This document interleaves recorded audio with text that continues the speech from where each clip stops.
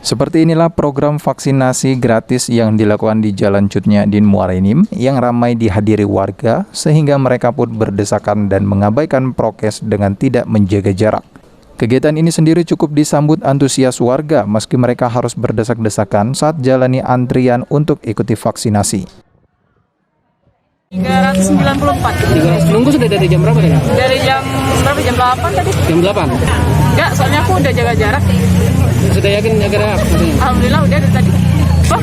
Yang lain juga kan belum ada yang jaga jarak, masih mepet-mepet. Menurut Mbak kayak mana?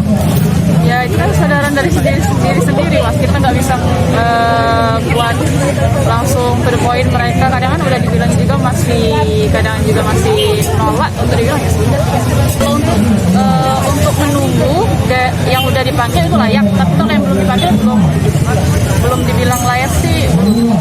Pihak kepolisian dan TNI yang ada di lokasi vaksinasi sendiri telah menghimbau warga untuk tetap patuhi prokes dengan menjaga jarak. Namun karena tempat yang kurang memadai untuk menampung 600 orang, sehingga terlihat warga tidak menjaga jarak. Himbauan kita Pak, ini kami sebagai Babinsa BPKTMasa menghimbau masyarakat nih, karena wilayah nih kurang memungkinkan, sebisa mungkin kita menempatkan Pak. Yang ini vaksin harus menjaga jarak, pakai masker, kan cuci tangan Pak.